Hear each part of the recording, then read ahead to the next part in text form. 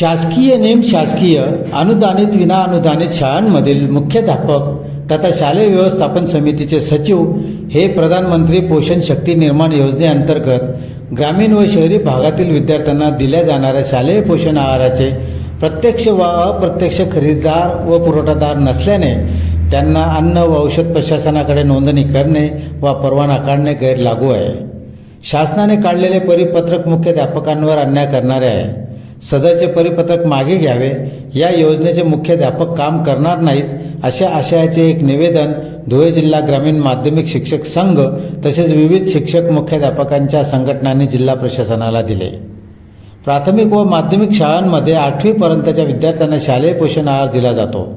यासाठीचा लागणारा वस्तूंचा साठा शासनामार्फत पुरवला जातो। फक्त शालेय व्यवस्थापन समिती अन्न शिजवून वाटप करण्याचे काम करते। शालेय व्यवस्थापन समिती हे खरेदीदार व पुरवठादार संस्था नाही, तेव्हा त्यांना परवाने काढणे किंवा नोंदणी करणे बंधनकारक नाही। मात्र शासनाने तसे परिपत्रक काढून या समितीवर अन्याय केला आहे। हे बंधनकारक करू नये। तसेच प्रशासकीय पातळीवरील जबाबदार पदावरील अधिकाऱ्यांनी एकच संयुक्त परवाना काढून तो शाळांना द्यावा अशी मागणी निवेदनातून करण्यात आली आहे। यावेळी मुख्याध्यापक संघासह इतर शिक्षक संघटनांचे पदाधिकारी उपस्थित होते। धुळे जिल्ह्यातील सर्व शिक्षक संघटना आणि मुख्याध्यापक संघटनांच्या वतीने आम्ही माननीय जिल्हाधिकारी यांना एक निवेदन सादर केलेले आहे। आमचे वेदना सादर केलेले आहेत, त्यांनी शासनापर्यंत पोहोचवावेत अशी अपेक्षा आहे। याच्यामध्ये विषय असा आहे की माननीय आयुक्त अन्न व औषध प्रशासन यांनी 28 जुलै 2026 एक परिपत्रक, एक पत्र, एक आदेश सर्व जिल्ह्यांना दिले आणि जिल्ह्याचे जे काही शिक्षणाधिकारी प्राथमिक माध्यमिक आहेत यांनी 14 ऑगस्टला एक परिपत्रक काढलं आणि ते सर्व शाळांपर्यंत पोहोचवलं।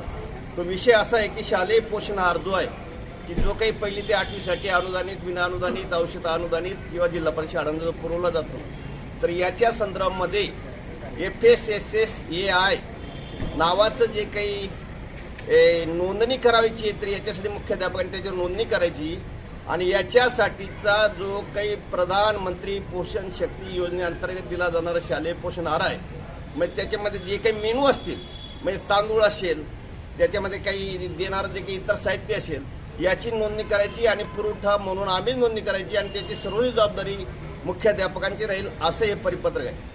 खरं म्हणजे आजपर्यंत की जिल्हा प्रशासन, जिल्हा शिक्षण विभाग, प्राथमिक असेल, माध्यमिक असेल, हे त्यांच्या पद्धतीने तिथं अधीक्षक आहेत प्राथमिक विभागाला, त्यांचे सर्व लेखाचे व्यवहार त्यांच्याकडे आहेत आणि सर्व तालुक्यालाही तसे अधीक्षक आहेत शालेय पोषणाहारचे।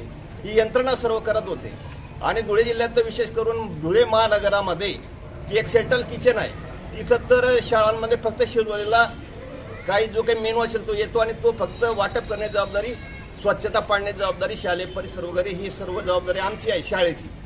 पण इथं आता ग्रामीण भागामध्ये तर तो तांदूळ किती लागेल, वाटाणे किती लागतील, इतर पूरक साहित्य किती लागेल याची नोंदणी करण्याची जबाबदारी आहे। आता आमच्यावर पुरवठाची नोंदणी करणे आणि ती वितरित करण्याची जबाबदारी आमची। तर ही जी गोष्ट अत्यंत वेदनादायक आहे, मुख्याध्यापकांना अन्याय करणारी, कारण मुख्याध्यापकांनी अध्यापनाची किंवा विद्यार्थ्यांच्या शैक्षणिक गुणवत्ते विचार न करता या सर्व योजनांमध्ये जर विद्यार्थी अडकला आणि सर्वस्वी जबाबदारी सर्व मुख्याध्यापकांवरच असेल तर ही अत्यंत खेदजनक अशी गोष्ट आहे। याच्यासाठी पूर्वीची जी काही यंत्रणा आहे त्या पद्धतीने काम सुरू राहावं, कोणीही मुख्याध्यापक याच्यामध्ये काम करणार नाही। आणि अत्यंत महत्त्वाची गोष्ट अशी की जर ते शासनाला शक्य नसेल तर शासनाने स्वतंत्र यंत्रणा त्याच्यासाठी वापरावी, परंतु ही जबाबदारी मुख्याध्यापकांवर टाकू नये। मुख्याध्यापकांकडनं ती होणं शक्य नाही, कारण त्यांना इतर अनेक शैक्षणिक असे कामं आहेत आणि म्हणून हे निवेदन देण्यासाठी आम्ही सर्व जिल्ह्याचे पदाधिकारी, धुळे जिल्हा TDFचे नाशिक विभागाचे अध्यक्ष जे आहेत तर आमचे संजय पवार सर, मुख्याध्यापक संघाचे माजी अध्यक्ष DK पवार सर, धुळे शहर मुख्याध्यापक संघाचे अध्यक्ष भैयासाहेब पाटील, आमचे संघाचे तोरणे सर, DS पाटील सर, आमचे सर्वच TDFचे संघटनेचे सर्व पदाधिकारी इथं उपस्थित आहेत। कणिपनाथ सुनील सर इथं उपस्थित आहेत। त्याचबरोबर आमचे DS पाटील आहेत, आमचे संजय पाटील सर आहेत, जे शिक्षक संघटनेमध्ये TDFमध्ये खूप काम करणारे अशी सर्व मंडळी शिक्षक संघटना, मुख्याध्यापक संघटना इथं आले। मुख्याध्यापक आहेत आमचे Argade sir, doctor Argade sir, आमचे अमृतकर सर आहेत आणि हे सर्व मान्यवर मंडळी इथं आलेली। शिवदेश सर आलेत आमचे मुख्याध्यापक। तर आमच्या या मुख्याध्यापकांवरती जबाबदारी ही शासनाने स्वतंत्र यंत्रणा वापरून ती स्वीकारावी हे निवेदन देण्यासाठी आम्ही आलोय। धन्यवाद।